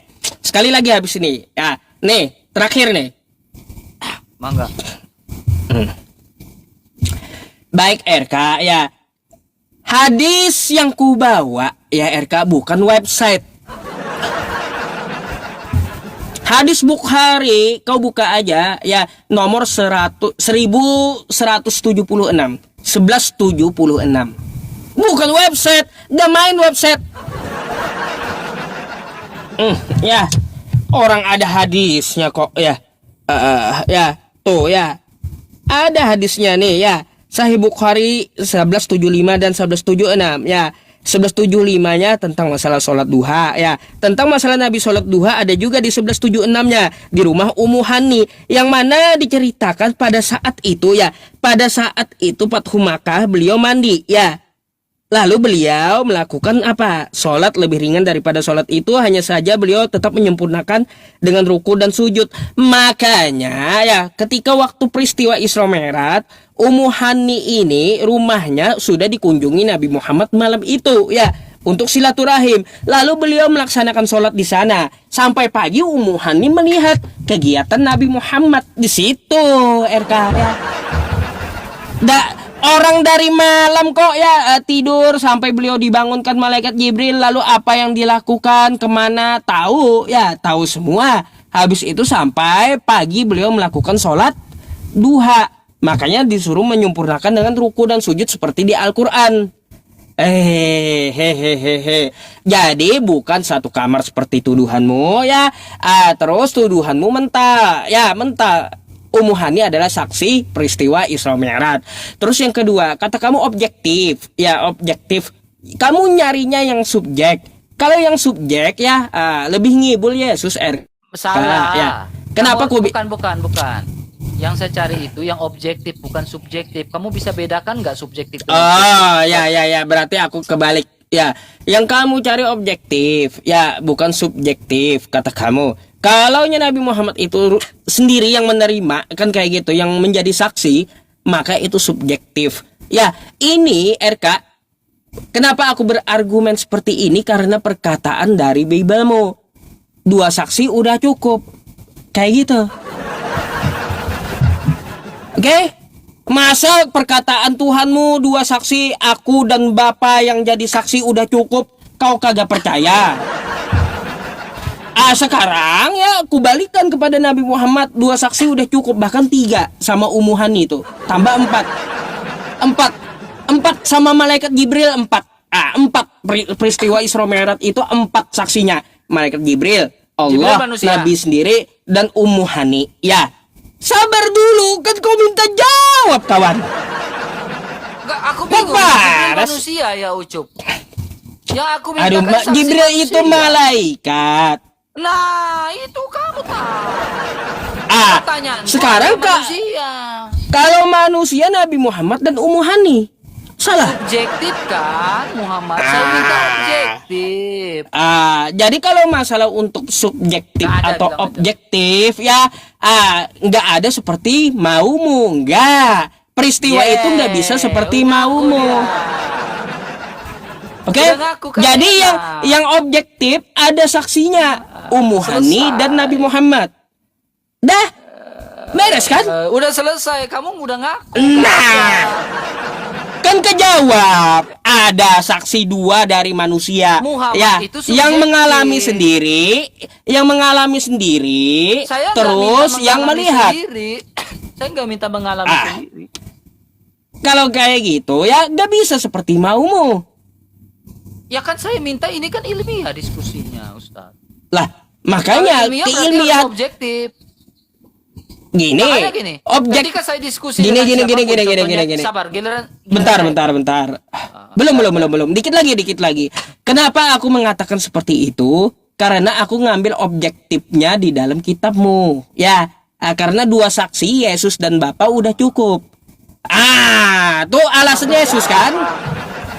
Oke, saya jawab. Nah sekarang aku mau tanya hal yang sama RK. Bentar. Hal yang sama mau kutanyakan samamu ya. Siapa yang menjadi saksi ketika Yesus terima firman? Oke, bagus. Ya, Sebenarnya saya udah Yohanes jawab, 17 tapi kamu- nomor 8 ya, Yohanes 17 nomor 8, sebab segala firman yang engkau berikan kepadaku. Siapa saksinya? Yesus terima firman. Oke. Terus yang kedua ya, nggak ada jawaban dari keadilan Yesus dari segi mata kepala oke. kita. Oke? Oke. Kau perhatikan ini, Ucup. Mm-mm. Ya, dari tadi saya jelaskan, tapi kau nggak ngerti di sini. Data saya udah tunjukkan. Di sini ketika Yesus dimuliakan di atas gunung ya, Matius 17. Ya. 6 hari kemudian Yesus membawa Petrus 1, Yakobus 2, Yohanes saudaranya, dan bersama-sama dengan mereka naik ke atas gunung. Ya, di situ mereka sendiri saja. Berarti ada 3 saksi di sini ya. Nah, di atas ini lalu Yesus berubah rupa. Nanti mereka bertemu dengan siapa di sini? Musa dan Elia, ada 3 saksi. Melihat Musa dan Elia. Bahkan Petrus bilang apa? Biarkan aku dirikan tenda, 1 untuk engkau, 1 untuk Musa. Ya. Nah, ini. Kata Petrus, Tuhan, betapa bahagianya kami berada di tempat ini. Jika engkau mau, biarlah kudirikan di sini 3 kemah, 1 untuk engkau, 1 untuk Musa, dan 1 untuk Elia. Petrus melihat Musa dan Elia. Lalu bukan cuma melihat di situ. Nih, dari mana saksi bahwa firman menjadi manusia? Kau perhatikan. Dan tiba-tiba ayat 5-nya berkata, kata turunlah dari awan, terang menaungi mereka, dan dari awan itu terdengar suara berkata, inilah anak yang kukasihi, kepadanya lah aku berkenan. Dengarkanlah dia. Perhatikan di sini anak. Kata anak. Ini bicara tentang anak manusia nih. Berarti berbicara dia yang datang menjadi manusia. Sebagai anak. Sebagai sang anak. Sebagai sang putra. Ya kan? Sebagai sang putra. Ya. Di situ ada suara. Kasus yang sama ketika Yesus dibaptis. Ada suara dari atas langit. Ada Roh Kudus. Ya. Jadi sudah sangat jelas saksinya banyak. Bicara tentang anak manusia berarti bicara tentang dia yang datang dari sang Bapa. Ya kan? Maka genaplah nubuatan dalam Mazmur Daud pasal 2 ayat 7. Allah memperanakan anaknya secara rohani. Berhubungan dengan Kolose pasal 1. Di mana dialah yang sulung, artinya dialah yang prototokos. Yang keluar dan datang dari sang Bapa. Kamu nggak ngerti. Karena apa? Kamu nggak nyimak. Kalau kamu cari kebenaran, kamu tahu bahwa yang saya katakan ini berdasarkan fakta. Ya kan? Berbeda dengan nabimu. Kau bilang itu subobjektif. Kau bilang Muhammad saksinya dia naik ke surga, naik ke Isra Miraj. Kau bilang itu subobjektif. Objektif dari mana, Ucup? Itu kan subjektif. Itu subjektif. Saya minta objektif. Kayak Yesus. Ada 3 orang saksi di situ. Bahkan dibilang saya akan dirikan tenda, 3 tenda, 1 untuk engkau, 1 untuk Elia, 1 untuk Musa. Betapa bahagianya kami bisa melihat mereka.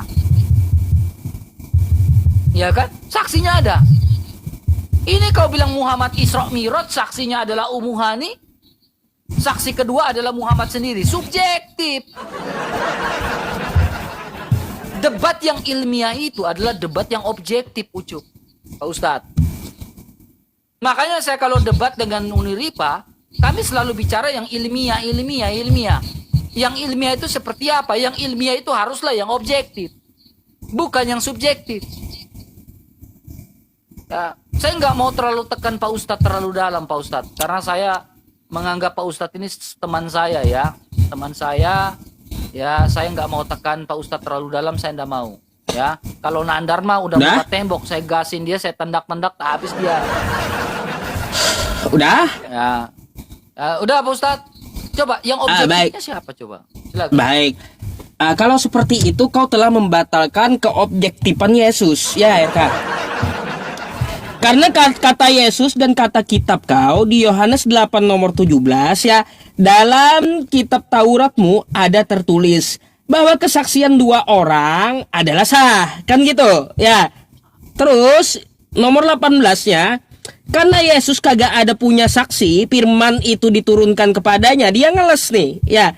Akulah yang bersaksi tentang diriku sendiri, kata Yesus ya. Berarti kau udah bantah keobjektifan yang distandarkan oleh Yesus, kan gitu ya. Jadi kata Yesus, akulah yang bersaksi tentang diriku sendiri dan juga Bapa gitu. Karena nggak ada yang lihat ketika Yesus terima firman dari Bapa. Ya nggak ada yang lihat gitu. Oke? Gampang. Oke, berarti gugur standar kamu. Ya, standar kamu gugur. Makanya ketika kamu mengatakan, "Oh, Nabi Muhammad itu sendiri saksinya." Kan ku bilang kayak gitu. Wah, kata kamu nggak objektif dong. Berarti Yesus nggak objektif. Karena nggak ada saksinya, dia sendiri dan Bapa waktu terima firman. Aduh RK, janganlah kau lawan Yesusmu gitu. Bentar. Jangan kau lawan Yesusmu. Ya, jangan kau lawan kitabmu, ya.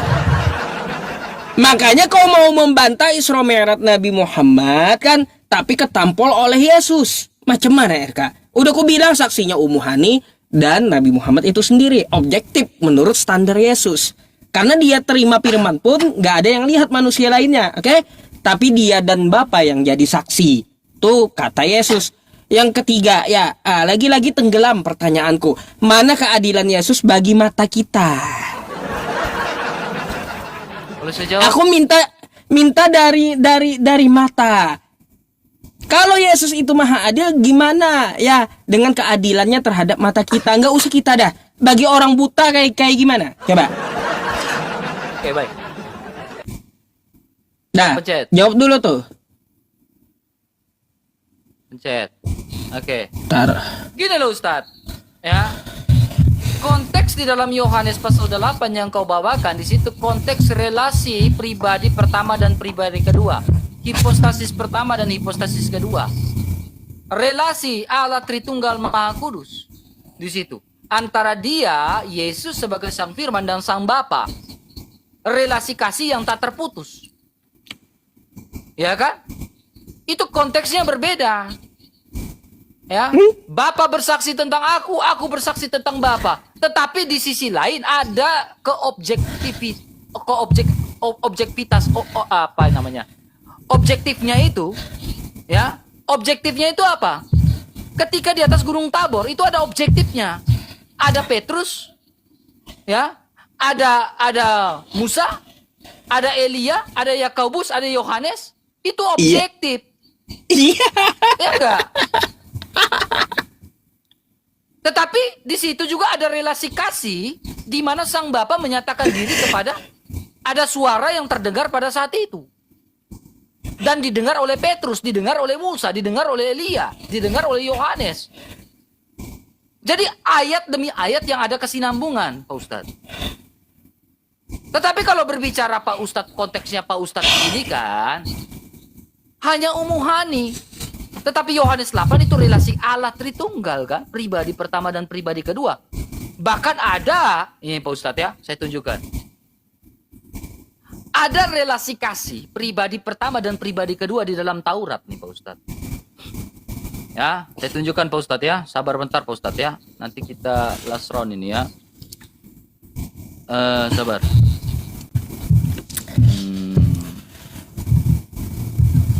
Nih Ustadz ya. Datanya ini ya. Nah ini. Nih Pak Ustadz perhatikan. Di sini Yakub berbicara dalam kitab Taurat, Kejadian pasal 31 ayat 11. Yakub berbicara dengan pribadi kedua, yaitu Malak Elohim. Dia memanggil Malak Elohim ini adalah Tuhan. Nih, ya Tuhan. Ya. Lalu Hagar, nih. Hagar memanggil Malak Yotefave dengan sebutan apa nih? Malaikat Tuhan dengan sebutan apa? Elroy, Allah melihatku. Ya, ini relasi pribadi pertama dan pribadi kedua nih. Nih, Kejadian 24 ayat 7. Ya, itu ayat yang berhubungan dengan yang tadi Yohanes 8 yang Pak Ustadz bawakan. Dialah sebagai pribadi pertama yang mengutus malaikatnya yang adalah Malak Adonai tadi. Malak Yotefave. Yang dipanggil oleh Hagar adalah Elroy. Jadi itu Tritunggal Pak Ustadz. Ada relasi kasih, relasi Allah yang tak terbatas itu ada di situ. Berbeda dengan yang tadi Ustadz. Ada Petrus, ada Yohanes, ada saksinya. Lah Muhammad hanya Muhammad, lalu dengan Umuhani, ya udah selesai. Ya. Ya, silakan Pak Ustadz tanggapin, kita closing. Silakan. Baik, sepertinya dia kehabisan fokus sudah teman-temannya. Bukan habis fokus Ustadz, gua lapar, gua belum makan. Oh lapar, alasan pula kau lapar. Lah, kalau kau bukakan Bibelnya dengan standar yang sama seperti Isra Mi'raj ya, Isra Mi'raj itu kan menerima firman dari Tuhan toh ya. Menerima firman dari Tuhan sama seperti Yesus yang terima firman dari Tuhan. Siapa saksinya? Nggak ada. Ketika ditanya kepada Yesus, siapa saksimu, Sus? Aku sendiri dan Bapa sudah cukup. Sama dengan Isra Mi'raj itu, proses terima firman Tuhan. Kata kau apa? Standarnya beda, ceritanya beda bagi kau. udah dikasih standar yang sama, kok malah bantah Bibelnya sendiri. Aduh, terus ya ini RK, sangat kusayangkan satu hal. Ada satu pertanyaanku yang belum ketemukan jawabannya sampai sekarang gitu. Keadilan Yesus bagi mata kita, nggak pernah adil dia. Kalau dia tidak pernah adil, maka sudah gugur gitu jadi Tuhan, gak patut dituhankan. Makasih Bang Beruang ya. Jadi seperti itu RK. Itu aja sih tanggapan aku ya tentang masalah Umuhani dan Nabi Muhammad. Udah aku jawab juga Isra Mi'raj. Oke, teman-teman semuanya, mungkin habis ini kita bisa closing langsung dengan RK ya. Silakan RK closing 5 menit dan saya 5 menit. Oke ya. Enggak, 2,5 menit kan pembukaan kan. 2,5 menit. Oke, silakan. Mau curang di akhir. Ingat ya, closing nggak boleh framing ya. Nggak boleh nyebrang dah intinya kayak gitu biar nggak ada framing. Ya, oke, nggak boleh nyebrang ya. Pencet start. AC-mu berisik kali lah, ganti AC-mu start. Ini paling redam. Oke lah Ustadz ya. Terima kasih banyak atas diskusi malam ini ya. Saya nggak mau terlalu keras-keras dengan Pak Ustadz ya. Gak mau saya keras-keras ya. Ya, diskusi hanya sebatas seperti ini. Ya, saya udah berjanji dengan Ustadz juga nggak mau diskusi seperti dulu ya. Ya, diskusi ya seperti ini. Yang dibawa mendengarkan, bisa saling belajar gitu kan. Nah, inilah diskusi yang baik. Saya suka yang seperti ini Ustadz ya. Saya harap Pak Ustadz juga suka diskusi seperti ini ya. Sehingga tidak ada hal yang akhirnya membuat perpecahan di tubuh NKRI ini ya, Pak Ustadz ya. Diskusi sehatlah seperti ini ya. Ya, itu lebih baik ya, berdasarkan data. Saya sangat berterima kasih ya, Ustadz kembali mau diskusi dengan Bang RK ya, terima kasih. Karena hampir 1 bulan, bukan 1 bulan, 6 bulan tadi tahun lalu dia nggak mau diskusi sama saya. Ya, tapi terima kasih lah Ustadz. Kamu udah kembali mau diskusi sama saya lagi. Saya suka diskusi seperti ini ya. Ya, Pak Ustadz keren. Ya, saya harus kasih apresiasi ke Pak Ustadz Yusuf ya. Pak Ustadz keren.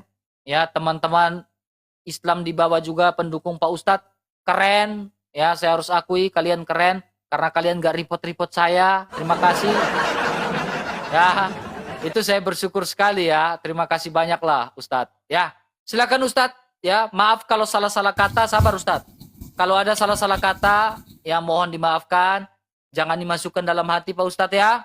Ya, kita tetap berteman meskipun beda akidah, beda agama, ya kita tetap berteman, satu NKRI. Silakan Pak Ustadz Tafadol. Oke, ya, saya juga berterima kasih balik kepada RK gitu ya untuk diskusinya malam hari ini. Saya mohon maaf kalau ada kosakata yang salah juga atau penyampaian kurang.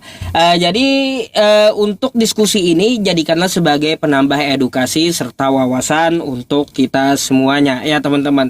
Tapi saya kaget aja sih, RK tiba-tiba langsung nasionalisme gitu. Oh, tumben-tumbenan gitu loh teman-teman. Entah mau jadi pejabat apa habis ini RK, gak tahu saya.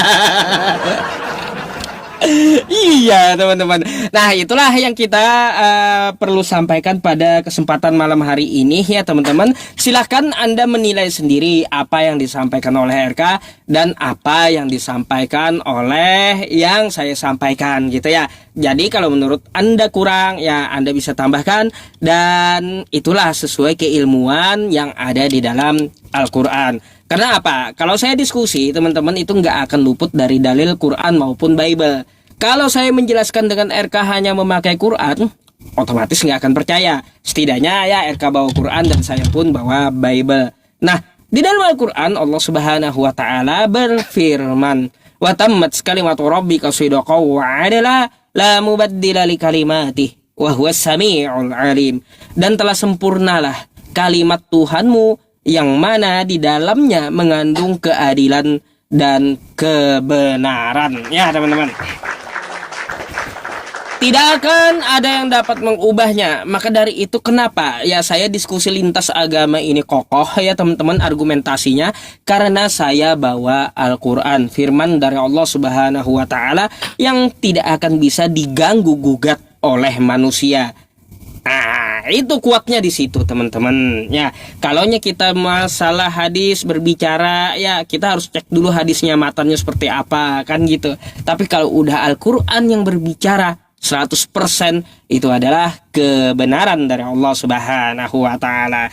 Nah, itu teman-teman kunci atau teknik saya gitu ketika menghadapi kawan-kawan kita yang di luar agama Islam. Kita sajikan saja dalil kita, kalau bisa kita mirroring. Tapi di balik itu jangan dianggap kami menghina gitu ya. Karena sebuah penghinaan itu sesuatu yang kita sampaikan tetapi tidak ada datanya. Di dalam agama Islam kita dilarang untuk menghina sesembahan orang lain. Wala tasubbul ladzina yad'una min dunillahi fayasubbullaha adwan bighairi ilmin. Dan janganlah kamu menghina sesembahan yang mereka sembah selain Allah, karena mereka juga akan menghina Allah tanpa ilmu pengetahuan. Jadi terima kasih untuk RK ya pada kesempatan malam hari ini. Mungkin kita bisa diskusi lagi ke depannya dengan tema yang berbeda. Tepuk tangan buat RK. Oke, thank you. Terima kasih Ya. Ustaz ya. Nanti kita atur Sama-sama. lagi tema apa yang bagus Atur lagi. supaya mengedukasi, maksudnya kita mengedukasi umat dan Betul. jemaah yang di sebelah ya. Tidak saling menghina, tidak saling apa, ya kita kejar argumentasi. Kalau saya rasa Pak Ustadz begini ya udah saya tahan gitu kan, ya mungkin saya tidak mau seperti dulu yang sampai buat Pak Ustadz marah dengan saya ya. Ya seperti itu Pak Ustadz ya. Maaf kalau saya salah-salah kata Pak Ustadz ya. Oke. Thank you ya. Jin pamit Thank you, dulu nih. Ustadz. Oke Ustadz. Selamat malam. Malam. Nah, jadi kita kembalikan ya diskusi yang betul-betul yang bermartabat ya. Ya diskusi damai, dialog damai. Ya. Ya kita adu keilmuan. Ini yang saya ingin membuat sebuah diskusi yang seperti ini teman-teman ya. Kalau saya mau kejar tadi statementnya Ustadz, bisa saya kejar. Saya kejar sampai dia mencret-mencret, sampai dia kencing-kencing, bisa itu.